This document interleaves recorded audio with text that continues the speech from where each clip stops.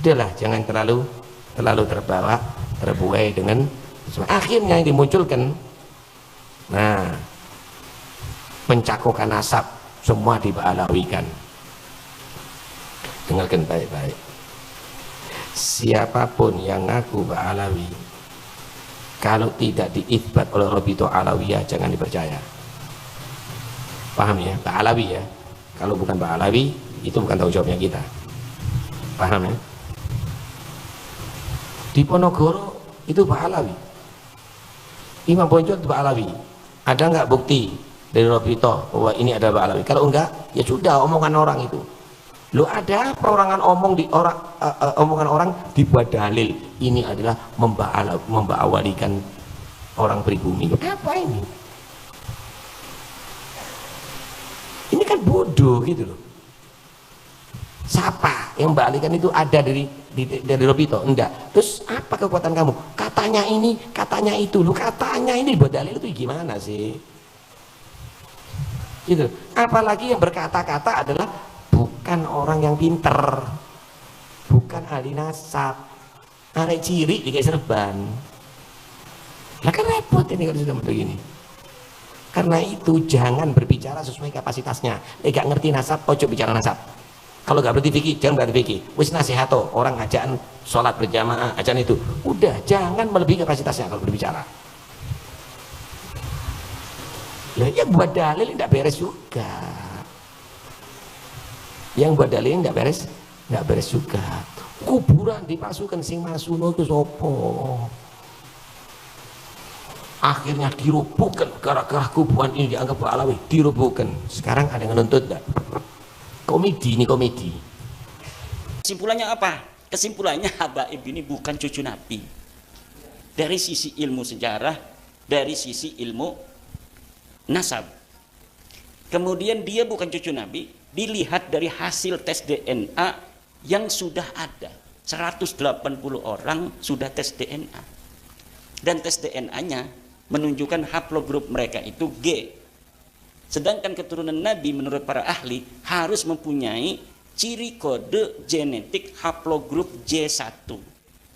Sesuai dengan para keturunan Nabi yang sudah tes DNA di seluruh dunia Islam. Dari mulai Saudi, Al-Abdali, Al-Auni, Al-Jamajizah, kemudian di Yordan, Al-Hashimi, di Maroko, di Yaman itu. Di Yaman itu ada yang bukan Ba'alawi, namanya Az-Zaidi, Ar-Rassi, At-Toba-Toba, Al-Jailani. Semuanya kebanyakan terkonfirmasi dari hasil tes DNA mereka bahwa mereka benar keturunan Nabi. Karena kode genetiknya haplogrup J1 yang menunjukkan dia orang Arab, keturunan Ibrahim. Sedangkan orang-orang Ba'alawi ini, Al-Atas bin Syihab bin Semit bin Yahya As-Segab, Maula Dawila, Maula Khelah, ini haplogrupnya G. G ini baru bertemu dengan Nabi Muhammad 40.000 tahun. Di atas tuh, baru satu kakinya 40.000 tahun ke atas. Nah, sedangkan orang Yahudi keturunan Nabi Yakub, ini sekarang di Kohanin itu keturunan dari Nabi Harun yang menjadi pendeta-pendeta yang menjaga silsilah sampai Nabi Harun. Itu sudah terverifikasi dan terkonfirmasi hasil dari haplogrup mereka J1 juga. J1 itu bertemu di Nabi Ibrahim, yaitu 4.500 tahun dari sekarang. Karena Nabi Ibrahim hidup 4.500 tahun dari sekarang. Itu antara orang-orang Kohanim dengan orang-orang keturunan Nabi Muhammad dari Saudi Arabia itu bertemu di satu kakek 4.500 tahun. Berarti klop. Sama-sama ngaku turunan Ibrahim, sama-sama ngaku sebagai orang Arab, bertemu 4.500 tahun yang lalu. Ketika disandingkan dengan Ba'alawi ini, dengan bin Syihab, bin Semit, hasil tes DNA-nya disandingkan, ini Kohanim, ini keturunan Nabi yang ada di Saudi Arabia. Seret ketemunya 40.000 tahun yang lalu. Menandakan ini bukan siapa-siapa. Kalau dengan orang-orang yang Yahudi keturunan asli Israel ini ketemu 4.500 tahun. Betul secara sejarah karena Nabi Ibrahim itu 4.500 tahun yang lalu. Kemudian punya anak namanya Ismail, menurunkan orang Arab. Punya anak namanya Ishak, menurunkan orang Israel. Ba'alawi ini adanya belah sini, ketemunya di sana satu kakeknya dengan orang-orang Jawa, dengan orang-orang Arab yang keturunan Nabi itu 40.000 tahun yang lalu. Kalau orang Jawa yang haplogrupnya O, itu ketemu Nabi Muhammadnya itu masih tidak terlalu jauh. Jadi kita lebih dekat dengan Nabi Muhammad orang Jawa daripada Baklawi ini.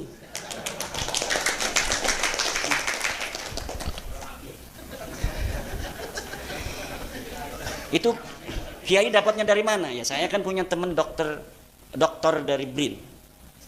Dokter dari BRIN yang sekarang beliau giat untuk memberi pencerahan kepada masyarakat Indonesia tentang bahwa pengakuan Baklawi ini secara ilmu DNA itu mustahil. Jadi secara ilmu DNA mustahil, secara ilmu nasab tidak terkonfirmasi dalam ilmu sejarah. Tidak terkonfirmasi itu apa? Maudhu'un munqati'un mardudun. Nasab mereka itu tidak menerima. Ya silahkan kalau tidak menerima, dalilnya mana? Sampai sekarang tidak ada. Tidak ada dalilnya. Bahkan kalau mereka memberikan dalil itu yang akan memakan mereka. Semakin mereka membuat dalil itu yang memakan mereka. Kenapa? Ya orang nggak ada apa-apa di sananya, blank. Ditulis sekarang ini manuskrip, bikin sendiri. Ya emangnya manuskrip palsu itu nggak bisa diteliti? Bisa diteliti, Pak. Nggak bisa. Manuskrip itu bisa diteliti. Orang nggak bisa ngebohong dengan kertas, nggak bisa. Kalau misalnya dia ini salinan, kayak kemarin Murtado Az-Zabidi. Murtado Az-Zabidi katanya mengarang kitab Ar-Raudul Jali. Murtado Az-Zabidi itu 1205, abad 13 Hijriah awal. Katanya mengarang kitab Ar-Raudul Jali. Ini Az-Zabidi ulama besar, pensarah kitab Ihya Ulumuddin. Pensarah. Makanya Yai Afid husnudon pada Imam Zabidi, Yai Afifuddin Muhajir, wakil Rais Am. Wah, kalau misalnya beliau bikin status nasabu ba'alwi bainal musbitina wal munfid, Kiai Imad lahu dalilun wa Murtado Zabidi lahu dalilun. Kiai Imad punya dalil, Murtado Zabidi punya dalil. Waduh, berarti kata saya Yai Afid belum tahu kalau kitab Murtado Zabidi Ar-Raudul Jali ini palsu. Maka saya bikin tulisan laporan kepada Yai Afid bahwa kitab ini palsu. Dari mana mengetahui kepalsuan? Gampang. Karena kitabnya sekarang sudah dicetak oleh pakar muhakkik yang ada di Yaman, namanya Ba'dzib. Nah, di dalam terbitan yang terbaru 2022 itu dia membuat sebuah muqaddimah di dalam kitab cetakannya itu yang menerangkan bagaimana bisa adanya kitab Ar-Raudul Jali.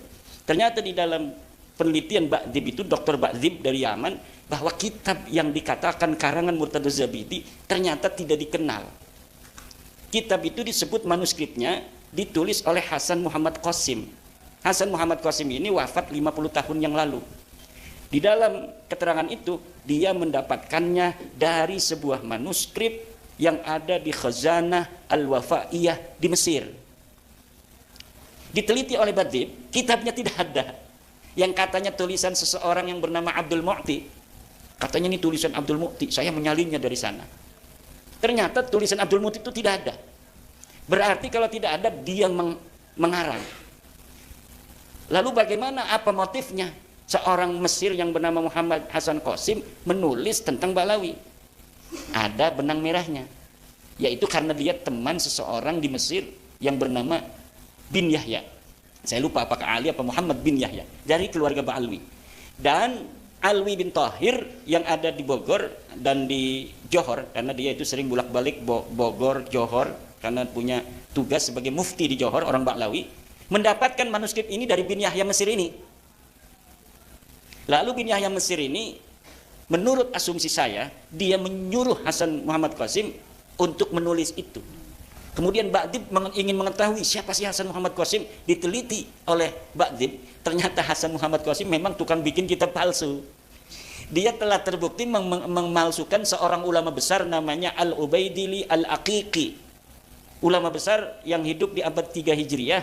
Kemudian dia menulis kitab sendiri, Muhammad Qasim ini, dengan judul Az-Zainabat. Zainab gitu. Ternyata kitab ini kemudian bukan atas nama dia dicetaknya, tapi atas nama ulama yang hidup di abad ketiga. Maka kata Ba'dzib, kitab Ar-Raudul Jali pun sama kemungkinan besar kronologisnya seperti kitab Az-Zainabat ini. Muncul dari ruang hampa, kemudian agar laris, kemudian ditulis nama ulama yang hidup di masa lalu.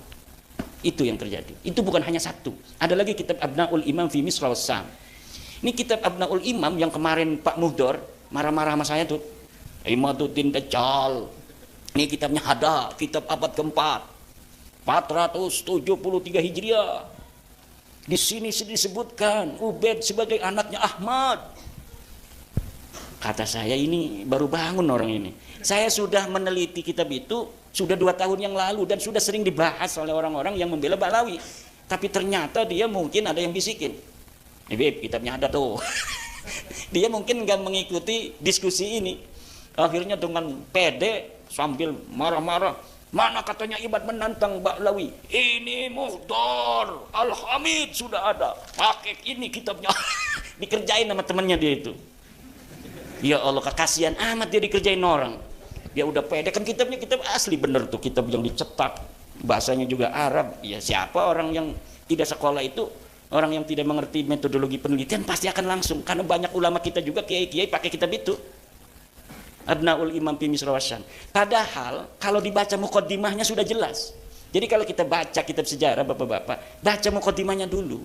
Pentahqiq itu kalau kitab masa lalu di muqaddimah itu dia menerangkan bagaimana ini sampai kitab 1000 tahun kok bisa ketemu di saya. Itu dia menerangkan dulu, kitab ini saya temukan begini, metodologi yang saya gunakan adalah sama sekali tidak menambahi. Itu dia akan mengatakan begitu. Kalau misalnya asli, kalau ada yang kosong maka akan saya beri tanda titik 3, titik. Itu ulama-ulama muhakkik yang jujur. Ada juga muhakkik yang bukan tidak jujur, dia merasa mempunyai ilmu tentang apa yang tidak ada itu, misalnya sobek, tapi dia bisa melihat manuskrip yang mirip, kemudian kitabnya beda, tetapi ibarahnya, narasinya sama, maka kemudian walaupun sobek dia tambahin, tapi dia beri keterangan dalam footnote bahwa ini diambil dari kitab lain. Tapi dengan ada di muqaddimah keterangannya. Ada juga yang tidak jujur, seorang muhakkik kitab masa lalu itu, yaitu dia ambil kitab Abnaul Imam itu yang ditulis 199 Hijriah. Tahunnya itu 199 Hijriah. Namanya Imam Toba-Toba. Kemudian dicetak hari ini oleh Yusuf Jamalul Lail. Diberi angka tahun 400 Hijriah. Jadi ulamanya tahun 199 Hijriah, di jilidnya disebutkan 473 apa 37 saya lupa, itu sekitar itu. Kemudian dikatakan ditulis oleh dia dan ditambahi oleh dia Yusuf Jamalul Lail yang hidup sekarang itu, dicetak atas nama ulama masa lalu. Ininya pemalsuannya itu luar biasa. Makanya orang itu kalau baca Abnaul Imam bingung, karena khotnya, komputernya itu sengaja khot yang susah dibaca juga. Coba baca kitab Abnaul Imam, susah dibacanya kitab itu. Kenapa? Supaya orang bosen. Supaya orang bosan dulu, yang penting keterangannya, nggak usah, ini mah susah dibacanya. Dan lihat di dalam kitab Abnaul Imam itu, judulnya gede kan, Abnaul Imam fi Misr wa Syam. Tapi sebenarnya dia tidak terlalu bohong juga. Ada judul kecil di atas Abnaul Imam itu, dia kasih judul kecil Al-Aqdul Masi. Coba lihat. Itulah sebenarnya nama kitabnya Al-Aqdul Masi itu, yang dikarang oleh Yusuf Jamalul Lail 1440 Hijriah. Bek wingi ku mati nih sampai kerong tahun. Tapi di dalam kitabnya ditulis abad ke-5. Ning jerone dia sebutkan, di dalamnya dia sebutkan ini kitab ulamanya wafat tahun 199 Hijriah. Tapi kemudian naskahnya ada di cucunya yang hidup di abad ke-5, namanya sama Toba-Toba kan, nama marga. Seperti Ogan semua namanya. Kalau di Medan tuh batu bara semua. Kalau yang gas semua. Nah ternyata begitu, jadi sudah, kata saya 2 itu kan. Ada lagi kitab aneh namanya Tarikh Sambal. Kitab Tarikh Sambal dicetak, katanya ini kitab karya ulama Ba'lawi abad 10. Diteliti oleh ulama-ulama ahli tahqiq. Ini jangankan kitabnya, orangnya pun tidak ada, itu yang bernama Syekh Sumbul itu tuh. Orangnya nggak ada. Jadi orang bernama Syekh Sumbul abad 10 itu nggak ada. Lalu ketika dikritik oleh ulama, Muhammad Al-Habsyi ini mengambil kitab yang dia yang dia ambil itu, yang namanya dirubah menjadi Sumbul itu, yaitu Tarikh Ibnu Hisan. Sebenarnya kitab itu adalah karangan Ibnu Hisan. Apa dia motifnya sampai mengganti nama? Motifnya Sangat mudah untuk ditebak, untuk mempertahankan nasab. Kenapa? Karena di dalam manuskrip Ibnu Hisan tidak ada nama Ba'lawi. Kalau dia menggunakan nama Ibnu Hisan ditaruhin Ba'lawi, sementara orang lain nanti punya manuskrip yang sama, dia ketakutan, takut manuskripnya ada lagi yang punya di negara lain, maka akan ketahuan bohongnya. Maka sekalian saja nama pengarangnya diganti agar tidak terdeteksi. Karena kalau namanya Tariq Ibnu Hisan, dia takut masih ada di belahan dunia lain manuskripnya orang yang megang. Nanti kalau misalnya sama-sama dicetak kok beda.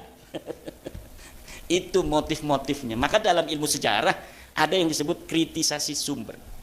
Jadi setelah heuristik itu ada kritisasi sumber. Udah kitabnya numpuk, manuskrip numpuk, ini satu-satu diteliti.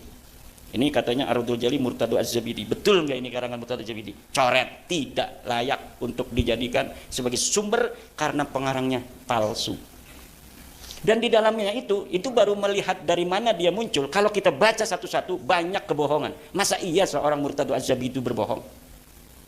Orang mengatakan di dalam kitab Ar-Raddul Jali itu Ibnu Hajar, bukan Ibnu Hajar, Al-Ubaidili telah menulis bahwa Ahmad bin Isa hijrah ke Yaman. Ditulis di dalam Ar-Raddul Jali. Lah kita punya kitab Al-Ubaidili namanya Tahdhibul Ansab. Kita lihat di dalam kitab Al-Ubaidili, betul enggak itu Ahmad bin Isa hijrah ke Yaman? Enggak ada. Masa iya saya Murtado Zabidi bohong? Kalau kita meyakini itu kitabnya saya Murtado Zabidi, berarti kita menuduh saya Murtado Zabidi yang mengarang Ihya itu sebagai pendusta. Dan bukan hanya itu, banyak lagi tentang Mauladawilah dan sebagainya ditulis, padahal masa hidup Mauladawilah dengan katanya orang yang dia mengirim surat kepadanya itu tidak satu masa. Banyak itu. Kemudian yang terakhir itu Rumel, katanya ada kitab abad sekian. Bin Jadid mengarang kitab Al-Arba'un. Mana kitabnya? Enggak mau katanya. Belum boleh oleh sponsor saya. Bukan belum boleh, karena kalau disebutkan saya bisa mengatakan itu palsu. Karena gampang untuk meneliti sebuah algoritma yang telah kita banyak baca hal-hal yang berkaitan dengan sebuah nasab yang kita teliti. Itu gampang karena algoritmanya sudah jelas. 1, 3, 5, 7 udah jelas, nggak mungkin 1, 5, 3, 1, 3, 5, 7 langsung ke 10, nggak bakal. Algoritmanya kan 1, ganjil kan, 3, habis 3, 5, habis 5 berapa? 7, nggak mungkin 1, 3, 5, 6. Salah itu sama guru matematika langsung dicoret. Saya sudah bisa untuk menebak algoritma yang akan diberikan oleh siapapun yang memberikan bantahan itu. Kalau misalnya tidak masuk algoritma yang sudah ada, yang dibangun oleh ulama dari abad 4 sampai abad 9, dia sendirian ini ada, tanpa ada konfirmasi dari ulama-ulama yang ada di masa itu, udah jelas ini palsu. Belum melihat kertasnya, baru melihat narasinya, saya sudah bisa mengatakan itu palsu, karena tidak sesuai dengan algoritma yang sudah dibangun oleh ulama dalam catatan kitab-kitab mereka tentang nasab itu. Uang lah aja, misalkan begini, ada orang mengaku, saya pengurus NU, maka saya sekarang mau mencalonkan diri menjadi ketua umum PBNU. Karena dari dulu saya, dari MWC saya sudah jadi pengurus MWC. Sebagai apa dulu pengurus MWC? Saya sebagai LBM. Nah, tahun berapa? Tahun 70. Nah, tahun 70 kan pasti ada algoritma di situ. Ada orang yang jadi pengurus, ada susunan yang mungkin bisa manuskripnya ada, ya kan? Misalnya Yai Imam Syafi'i ini dulu tahun 70 mah belum lahir, apa udah lahir Yai? Belum kan? Misalnya jangan tahun ini lah, tahun 2000 Yai Muhammad Imam Syafi'i sebagai, jangan tahun 2000, sekarang aja nih. Tahun 2024 Yai Imam Syafi'i ketua PCNU Lampung Barat, betul tidak? Ada sekretarisnya tadi hadir, punya, kan dilaminating kan? Nanti ada orang mengaku pengurus PCNU Lampung Barat tahun 2024, mengaku dia wakil sekretaris misalnya. Mana dia bikin palsu di komputer, sendiri nama dia. Satu, iya ada nama dia Soeharto misalnya. Tapi di punyanya Yai Imam Syafi'i tidak ada nama Soeharto. Di punyanya Sekjen tidak ada, tahunnya sama, tanda tangannya sama di bawahnya. Tapi namanya beda. Ini Soeharto muncul di dalam manuskrip dia doang sendiri. Di punya orang lain, pengurus lain tidak ada nama Soeharto. Ini yang salah ini sendiri, apa yang banyak itu? Ini nih sendiri yang palsu nih. Dia hanya bikin kepalsuan ini untuk nyalon ketua umum PBNU. Itu yang terjadi dengan Nasab Alwi daripada manuskrip-manuskrip yang coba untuk mengelabui publik itu yang telah dikemukakan. Dan kita bertanggung jawab tentang narasi-narasi seperti ini karena ini narasi ilmiah. Kajian ilmiah dibalas dengan ilmiah, bukan dibalas dengan kedustaan manuskrip-manuskrip. Dan kalau kita bongkar, memalukan Pak. Kitab-kitab Balawi itu kan udah banyak tuh. Kita bongkar satu-satu, memalukan. 90% kedustaan. Kitab-kitab ulama yang dikatakan muhaddis, Alwi bin Tauhid itu muhaddis. Tapi kalau kita uji kitabnya, dia menunjukkan ada dalam manuskrip anu, ada dalam kitab anu. 90% kedustaan. Tapi kita tadinya nggak mau bongkar ini, tapi mereka itu membuat narasi yang luar biasa, antek PKI lah. Bahkan saya sekarang disebut turunan Cina. Buktinya katanya dia nggak pakai nama bapaknya, pakainya nama kakeknya. Berarti dia nggak mau ketahuan sebagai antek Cina. Iya, luar biasa itu orang-orang yang ingin menjadi cucu Nabi, kemudian memakai framing. Saya ini sejak kecil hidup dengan kakek nenek. Karena orang tua saya, umur saya setahun atau 2 tahun, itu tidak ada jodoh. Saya dengan kakek saya dengan keluarga ibu saya. Itu ya masa iya sekarang saya melupakan keluarga besar, nama keluarga besarnya Bani Usman. Itu bisa dilihat bagaimana keluarga Bani Usman. Banyak yang di PBNU juga pada tahun ini dari keluarga Bani Usman itu. Nah, banyak juga yang jadi politisi dan lain sebagainya. Nah, sebagai keluarga besar kayak kita ingin berterima kasih karena saya dididik sejak kecil di dalam keluarga itu yang melindungi kita dan sebagainya. Nah, kita menggunakan nama barokah daripada kakeknya ibu saya itu, namanya Usman. Saya menggunakan Imaduddin Usman. Katanya itu kenapa dia menggunakan kakek dari ibunya? Karena bapaknya itu antek daripada komunis Cina. Ya Allah, kata saya. Ini yang ngomong sekelas Imam Jumbo ini. Lah ini kita yang begini-begini tidak mau menanggapi, dia cuma banyak yang klarifikasi.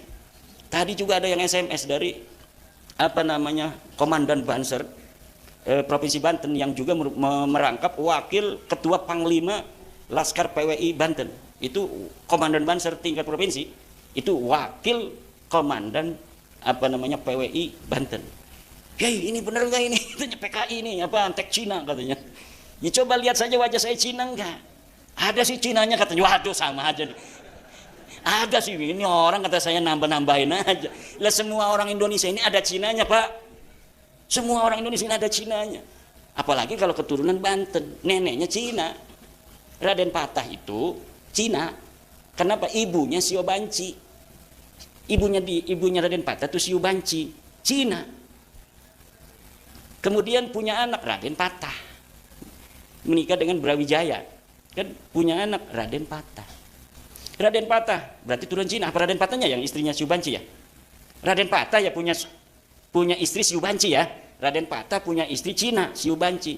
Punya anak keturunan. Di antaranya adalah istri Sultan Maulana Hasanuddin Banten. Sultan Maulana Hasanuddin Banten namanya Nyai Ratu Purnama Kirana Sidi.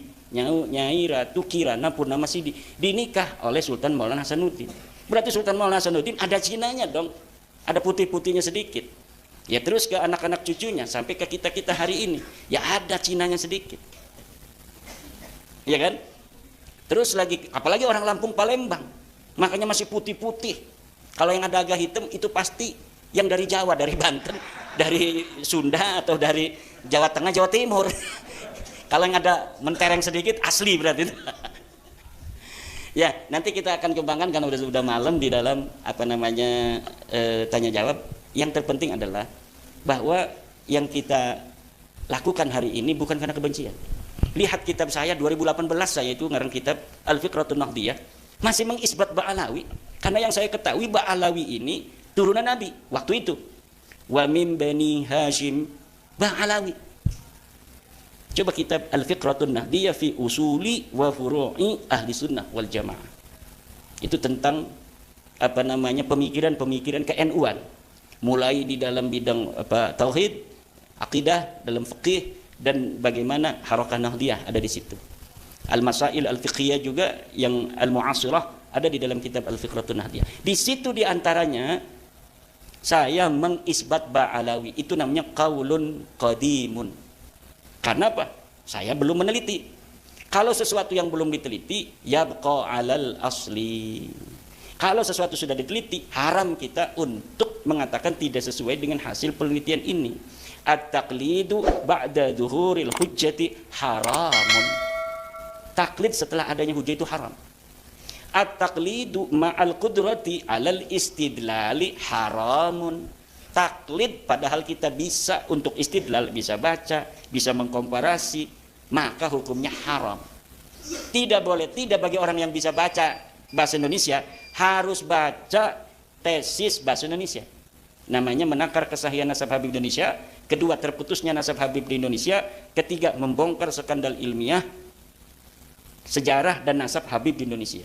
Yang bisanya bahasa Arab, buka kitab Al-Mawahibul Laduniyah fi Inqita'i Nasabi Ba'alawi bin Ubaidillah, atau kitab yang kedua I'anatul Akhyar fi Jawabi Syekh Abdullah Mukhtar. Syekh Abdullah Mukhtar ini adalah ulama besar yang ada di Sukabumi. Dia kelahiran Sukabumi, ayahnya, kakeknya orang Kresek, orang kampung saya ini, orang Cakung. Nah, kemudian pindah kakeknya ke Sukabumi. Nah, beliau mengaji kepada para Ba'lawi. Ketika ada tesis saya ini, beliau bikin kitab. Apa itu namanya, itu Saiful Maslul ya, dikirimkan kepada Al-Husamul Maslul. Al-Husam itu maknanya Saif. Al-Husamul Maslul kemudian dikirimkan kepada saya, kemudian saya menjawab beliau dalam kitab I'anatul Akhyar fi Jawabi Syekh Abdullah Mukhtar. Nah, insya Allah itu dari situ aja nanti akan dapat gambaran apa namanya secukupnya tentang batalnya nasab Ba'alawi. Kalau misalnya kita tidak mau membaca, kita tidak mau nah, membacanya ini harus pakai kertas Pak nanti ya. Jadi kita baca, di-download aja. Kitabnya di-download bisa. Sudah ada di berbagai macam apa namanya web, tinggal cari menakar kesahihan nasab Habib Indonesia. Pakai kertas kita bacanya. Kita menguji-uji juga. Itu namanya istidlal. Kemudian kita belum cukup kita menakar kesahihan karena ini pertama, tulisan pertama. Inilah yang diangkat di Cokro TV pertama kali oleh Dr. Syafiq Hasim. Kemudian saya tambahkan karena ini ada bantahan dari Hanif Alatas menakar kesahihan nasab. Kemudian dari bantahan Hanif Alatas kita sempurnakan referensinya di dalam kitab buku terputusnya nasab Habib di Indonesia. Kemudian karena ada karena ini kita persiapkan untuk para kiai, saya nulis itu untuk kiai bukan untuk para dokter-dokter itu. Dokter-dokter itu mah kebanyakan nggak percaya sama doktrin-doktrin yang begitu. Keberadaan rambut ini penting. Jadi kalau ada yang menolak Muhammad itu hanya cerita khurafat, dengan adanya rambut itu bisa diperiksa gennya, DNA-nya bisa diperiksa. Bahkan itu juga bisa menjadi bukti bahwa setiap keturunan Nabi yang hidup pada hari ini pasti ada, yaitu unsur kesamaan DNA dengan DNA Nabi. Membuktikannya lewat rambut yang ditinggalkan oleh Nabi, saudara. Alhamdulillah. Jadi kalau Habib palsu ketahuan tuh kalau diperiksa. DNA Nabi kemana, DNA-nya kemana.